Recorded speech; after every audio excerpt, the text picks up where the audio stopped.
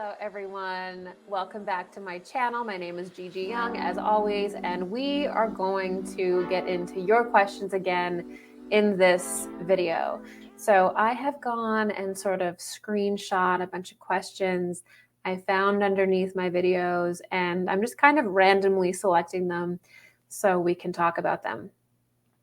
So this question is going to be from Pamela Clappel. Hello, Pamela. Thank you for commenting. And you said, Gigi, would you be willing to discuss creatures seldom discussed, such as dogmen, werewolves, and other cryptids, and how some of these creatures have been chipped and used for nefarious purposes? Would these creatures fall under the eighth sphere? Great question. Great question. So I have long been fascinated, obviously, by all of the tales, whether it be in mythology of the werewolf or these different sort of hybrid creatures that seem to be roaming the like Irish countryside, or basically every kind of ancestral culture has stories of, quite frankly, part animal, part human creatures, and some of them are really scary. So we still have those today, though I think that we don't always take a mystical approach to them. And I have to say that no matter what we're discussing, whether it be like, cryptid creatures, like strange creatures, or even something like aliens or beings from other spheres, we often will have this encounter, and we really want that encounter to sort of make sense. So we want it to be one thing, and then we want all encounters that we have that are kind of similar to be that one thing. And the reality is that if you have a strange experience, there's probably several different things that it could be. So let's look at, for example, like a cryptid creature, like a dogman or like a werewolf or like chupacabra. There's so many different kind of cryptid things. One of the things that these creatures could be, and this is the most grounded approach, is a genuine hybrid creature that is created in a lab. So we have the technologies to create these different creatures. And we also have the technology to merge genetics and create these weird creatures in Atlantis. And Edgar Cayce talks about something called the things. And Dark Journalist has done several different presentations on this that are very good. And they talk about how part of the Atlantean civilization, when it sort of reached its peak, kind of similar to where we are now, is that they were basically making these hybrid creatures. They were obsessed with genetics and DNA modification, and they were mixing basically the human genome with anything they basically could. And they were also creating robots or automatons, and they were basically creating cyborgs, or they were basically engaging in transhumanism. And it's funny because that's literally what we are doing now. And so it's very possible that some of the things that we see could be that. There's a couple of things that have come into the news that really do seem like these are some attempts to mix different creatures and things like that. This part of science and development is so advanced, and what ends up happening is that, obviously there's private labs that are, this private funding that goes towards this kind of research. And because it's being privately done and not done under the government exactly, it's maybe funded by the government, but through private organizations, we have no way of really seeing what they're doing. And so it's very possible that they're messing around and playing God and creating these different weird animal things for, you know, scientific purposes or for health, you know. But really, it's just basically this Machiavellian desire to play God. The other thing that obviously these creatures could be is actual beings from other realms. So our planet is not completely isolated. When the Earth goes into its most dense material state, which we are now, we do have sort of an envelope around us where we can't really go beyond where a certain point of our realm. It's sort of like everything is enclosed in a membrane, and that membrane is the moon or the moon realm. And basically, based in our history and a very precise system of astral and etheric planetary alignments and overlays, there are things that are called stargates that are created, or portals that are created over time. Now, these are natural. Many of them are natural. And they're just sort of like windows that open and close. And this allows sort of different cosmic energies to permeate the planet, and just it creates an evolutionary impulse. So the planet isn't an entirely closed system. It receives different cosmic energies from different planetary spheres, and even sometimes through other fixed stars, through our star. And there's this whole complex stargate system that surrounds the planet that basically leads to what we would consider other realms. These would also be considered, to some, these would be like other times of human development in the solar system. There's different ways to enter into that, but I think you get the point that there's these windows that open, or these portals that open, and certain things can come and go.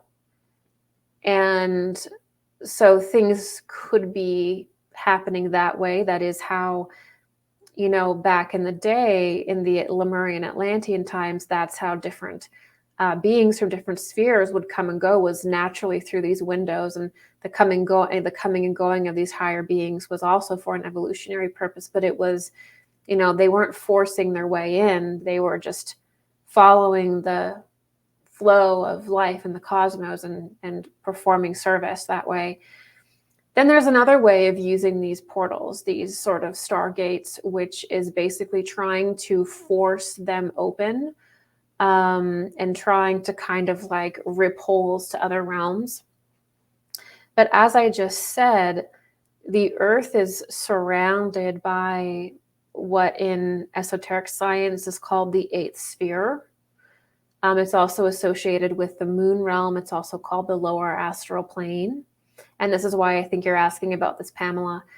And this is sort of like this realm that actually comes down and surrounds the Earth when it reaches its most physical state. And so the Earth is most affected and most permeated by the eighth sphere. And if you want to go beyond the lower astral plane, or you want to go beyond the eighth sphere, you actually have to spiritually develop and purify yourself and clarify yourself, so that you can actually make it through the moon realm, or make it through the eighth sphere. Because the eighth sphere, it's like in Alice in Wonderland, the eighth sphere is beyond the looking glass. The eighth sphere is a mirror. So as soon as you leave the Earth, whether it be astrally or whatever, you're immediately confronted with all of your darkness and everything about yourself.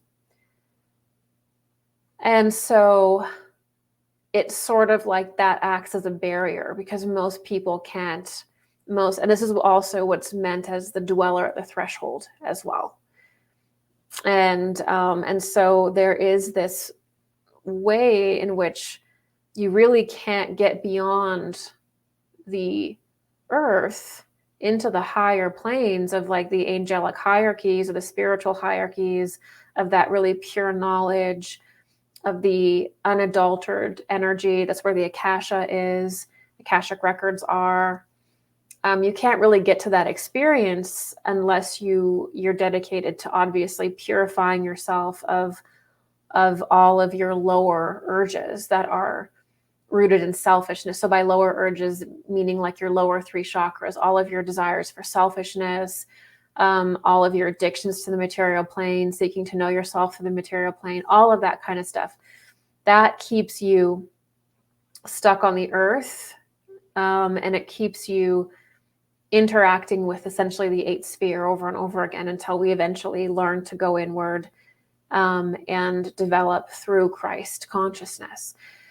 So what ends up happening is that there are people who have a very high level of intelligence and a high level of scientific knowledge, but they don't have a lot of spiritual development. So they're not like a really high initiate. They're not very spiritually advanced. And actually, in the spiritual sense, they're actually degrading. They're actually becoming more and more diluted. And they're actually becoming less and less human. Okay, this is why they always have these weird desires to eventually behave in inhuman ways. You know, that's how you know. So it's when these individuals that have no heart-centered development at all, but intense intelligence, like mind energy, but the mind is not attuned to the heart, it's not attuned to Christ. They start studying the occult in a totally different way and reading that literature in a totally different way and interacting with those ideas in a totally different way that basically turns it into black magic. And what they'll do is they'll try to force portals open. They'll try to basically commune with demonic entities. They'll try to open portals. And their whole religion basically, and their whole spirituality is basically worshipful of these beings in the lower planes. And in their mind, because they're not these great initiates, they're not heart-centered, they don't get it, they're actually devolving. They think that the 8th sphere is like the entire cosmos. They don't realize that it's like a mirror of the cosmos and that there's different kind of levels to the 8th sphere or to the moon realm that mirror the higher planes. And so they think that they're communicating with like these advanced beings when it's really like a false cosmos. It's like a false mirror cosmos that is surrounding our earth, that captures these entities and these people that become obsessed with it. And so within this plane that is called the 8th sphere, there's all sorts of like demonic entities and like demonic creatures. And there's also thought forms that people will create, like golems, or like, you know, thoughts are things in that plane. So you can create things, and it's just like egregores and things. So that whole realm is like a nightmare realm, really.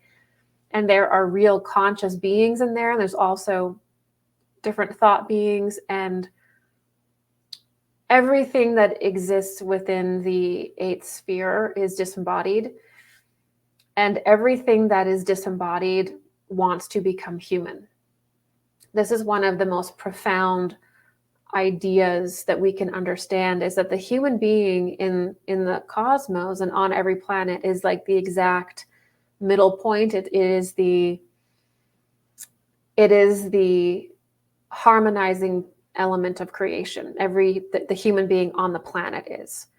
And there's a human form for every planet in the solar system. And that human being is the middle point of consciousness. It's the harmonizer. It's sort of like the caretaker of the planet and all the kingdoms below it. It's kind of like that's the thing, that's the point of evolving consciousness that really everything wants to be. And so there's all of these disembodied beings, basically, and even sort of like you could say consciousnesses from different past levels of development that were never even able to enter a human form. Really, this is where you get into some really weird, like in like that show Supernatural with the Leviathans, or these really dark creatures that often take on like an animal form, or there's something always inhuman about them because they never actually, those consciousnesses never evolved to the point where they could be human, right? Because the human is that perfect point of development for every planet, and the human form is basically the embodiment of the cosmos at large. What you are, your form as it is, perfect with no modifications at all, transhuman or genetic. Your form is perfect. You may not like your form, you may not think that it's great, but you're perfect. You are a creation of God. You are divine. And your form is an exact mirror functioning of God. That's what the human form is. And so there's a great desire. There's many souls that want to incarnate into the earth. And there's also different kinds of beings. There's elemental beings. There's these different beings that are in the eighth sphere that were never able to take a human form. And if you're unable to take a human form, you're really unable to evolve. And this is one of the things that we also have to understand about human and planetary evolution, is that there's an evolutionary stream, and that evolution is law. And so you can't stay the same forever.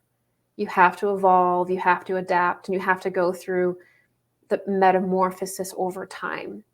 And essentially, we sort of go through a metamorphosis with the entire cosmos. We're all part of this evolutionary impulse together.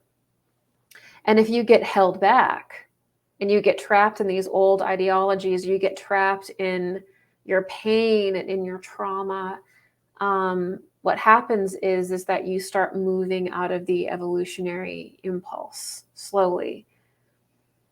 And that can cause devolution in one's consciousness. And then at the end of an epoch, you end up having some individuals who are evolving with the life impulse, with the life wave of the planet, or with the Christ impulse, essentially, because the Christ impulse is also a solar impulse, and it is the catalytic force that gives life and regeneration to everything. It's the solar Christ impulse. And so we move with that. But then there's also people who become so trapped in their or behind that they begin to fall back. And so over long periods of time, there's these sort of consciousnesses that sort of fall out of the evolutionary wave, but they still very much desire to incarnate. Every single thing wants to be human. They want to enter the human form. And there's a really great Theosophical Blavatsky quote that said, I can't remember it exactly, but everything in creation is either becoming human or seeking to be human. So in other words, all of the elemental kingdoms, the plant kingdom, the animal kingdom that exists right now will eventually evolve on another planet to be human. And everything that has fallen out of the evolutionary cycle because they've been working against God, they also seek to become human and enter into a human form, because you have to evolve with God in order to exist.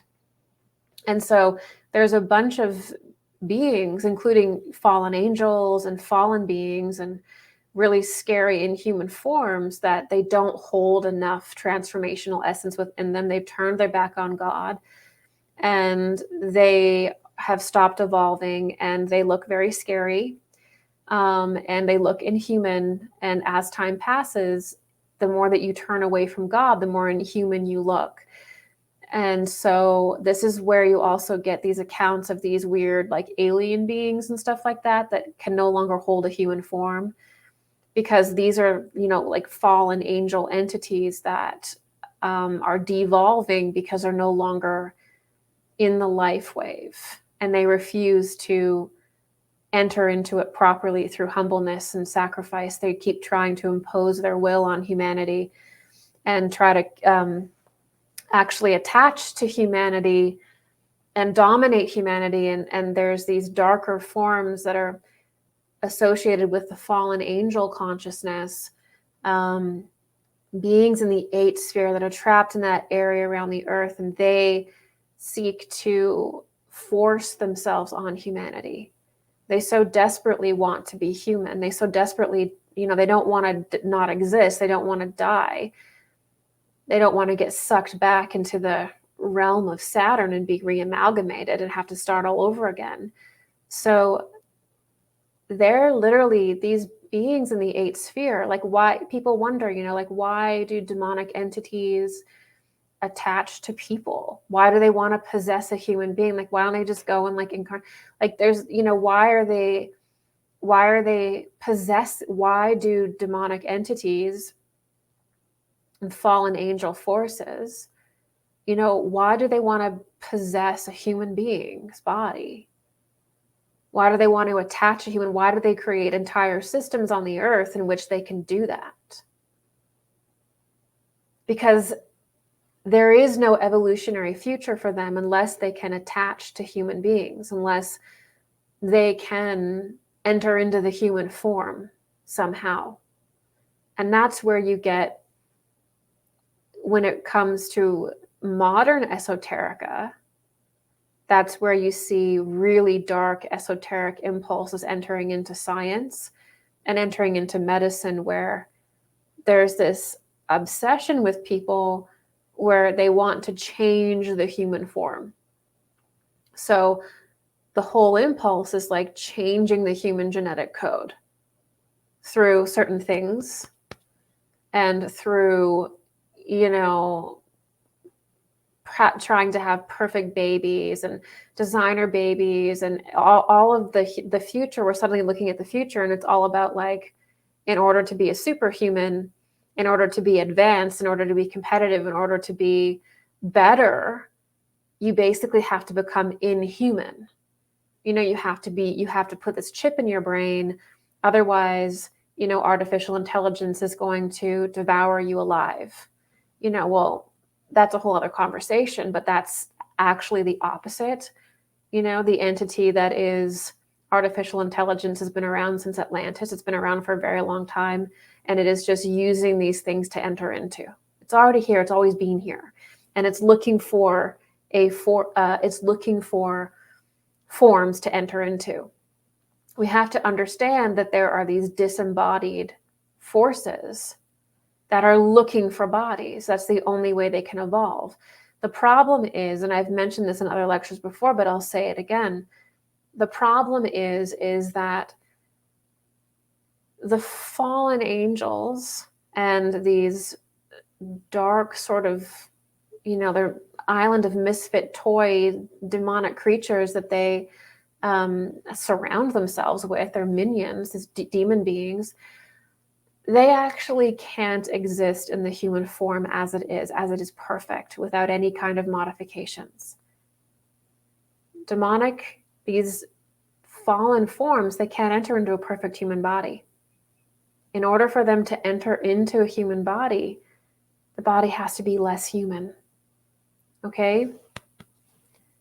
So there has to be a modification in the system. They have to become a robot. They have to have, chips in their brain. They have to have this synthetic system introduced that basically begins to override their organic system.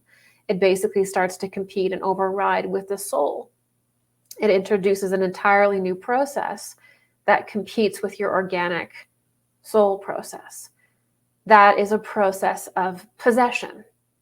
Transhumanism, Neuralink, AI, that is a system of possession. That allows possession. The only way anybody will not see that, or not admit that is if they have literally no knowledge of the spiritual plane and no knowledge of beings from different realms or those dynamics at all. Transhumanism and the idea of putting things in your brain or in your body and having this whole thing is completely ignorant to spiritual reality.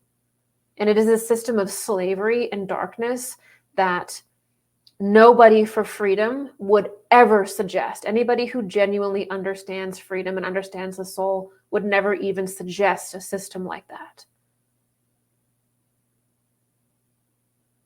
Because it makes you inhuman.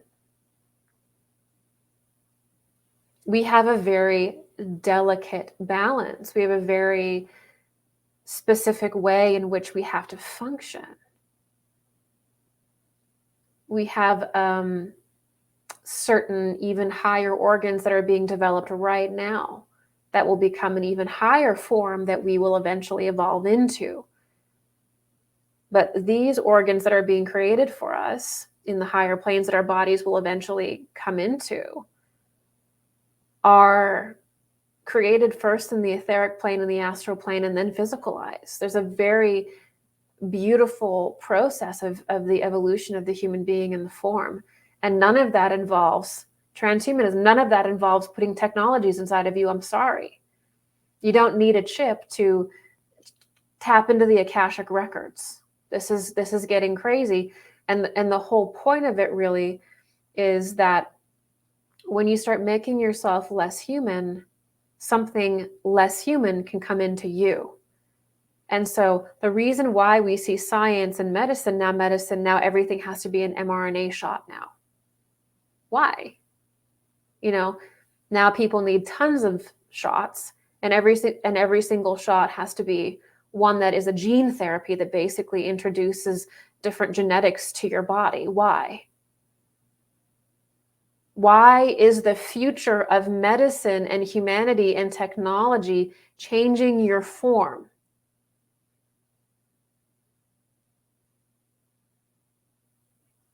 Because your form, as it is, in its organic state, is holy, it is divine, and Christ is within you now. You have everything you need to evolve when you have Christ in your heart. All of that is to change the form. It's to change your body to make you less human, so these things that are in the lower planes and the dark planes and the eighth sphere, whatever language you want to use, can more easily connect with your body, can more easily enter into your consciousness. Our actual point of evolution and our culture of evolution is actually becoming closer to nature.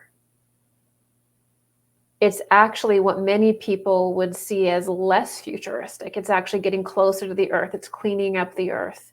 It's learning to clean our waterways. It's learning to move in harmony with the planet that is part of us. It's about harmony. It's about healing. It's about responsibility. And it's about going inward. And we will see the planet evolve into two paths where some people begin to understand this. And they will have experiences more and more that draw them to this realization, the kind of Paul at Damascus moment. Not I, but Christ in me. Everything will be within. And from that state, we will create a higher society. But there will also be a raging impulse to destroy the form. And that will make it easier and easier and easier for dark things to walk the earth. Dark things that have not been here to that degree since the fall of Atlantis. And it is the same thing that comes back and is going to rear its head again. So I wanted to really paint this picture because you're talking about being chipped and you're talking about the eighth sphere and dogman and werewolves and cryptids. And there's always a couple different things that could be going on. You know, when you have a spiritual experience, you have to understand that there could be several things that are going on, and you have to kind of go through and figure out what is going on. But when it comes to these sort of half human things and these hybrids, and especially if they're dangerous and dark, it could very well be a hybrid that's created here. Because the other weird thing is that the whole thing about the eighth sphere and the lower astral plane, with all of these disembodied fallen forces that seek a form, but there's no natural form for them to exist in because they're so fallen, is that when they start to possess people, so when somebody starts to become possessed by a demonic entity or by even more of an archonic fallen angel force, is they will begin to think differently. They will begin to get certain urges, and they will begin to form a whole different kind of religion in their mind. And this religion will basically be, part of it will always include, how do we create forms for the disembodied beings in the lower planes? Because again, those disembodied beings that are controlling them, they want a form, right? They want a form. And these beings in the eighth sphere that are trapped there, they can have incredible knowledge, right? They can be basically have no heart development, no love, but they can have incredible knowledge, and they can give you scientific knowledge, okay? They can give you scientific knowledge. They can give you certain pieces of wisdom within a certain time frame, within a certain bubble. It's very knowledgeable. And so there's certain people on the planet that want this knowledge, that will become very worshipful of these dark entities, because these dark entities do have knowledge. They don't have love. They don't have a lot of the higher qualities that would actually make them an initiating force in the cosmos, but they have knowledge. And so these people will form these religions around these fallen beings, these demonic entities, and they'll worship them, and they'll do their bidding, and they'll have these urges to basically create forms, to try to create physical forms on the earth for these disembodied beings that are basically inhuman. And so part of the dark occult in modern times, you can look at it and you can say, now that we've reached a point of scientific development, how these dark magicians act, and pretty much any dark magician is possessed, because no human that has the full knowledge of the cosmos would ever go down that path, because it's the path of their own destruction. Like if you take it and you stretch it, eventually if they keep following it, they won't exist anymore. And that's insanity, right? So what ends up happening is that when you mix the dark occult and these people in positions of power that are essentially possessed at this point, when you mix that with scientific knowledge and medical knowledge and this intense technology that we have, what you get is a recreation of Atlantis, and you get real people that are possessed by dark things trying to create forms for dark entities, or trying to change the human form so that these dark entities can enter into the form more easily. Because again, these fallen angels and demonic entities, if they cannot have a physical form, they will be destroyed, because they're connected to the earth, but they were unable to evolve with the earth. And so they're just kind of like the tail of a comet. They're just kind of like surrounding it, and they're unable to incarnate. It's just kind of like they're just waiting for the time where they no longer exist. Their only path is to try to force their way into the life wave, into the incarnational cycle of the earth. And this is also where you get the Anunnaki stories, where there's like this story of like, you know, these beings from the alien being that's, you know, genetically modifying humanity. Yeah, because they want in the life wave. They're not creating humanity. They're not creating human beings from apes or whatever it is. They're literally trying to get into the life wave. They're out of the life wave because they're fallen, and they want in. They want to be able to have incarnations into the human form. They want to be able to enter into the human form. Because if they don't enter into the human form, they're basically not going to be able to exist. So the human form is a very desirable thing, a very desirable thing. And other forms are created as well because they're, you know, there's a mental illness there, but also these forms could be for other kinds of things. You know, so that is the culture of the dark occult. So they play God, they're mad scientists, and they're completely and fully possessed by beings in the eighth sphere.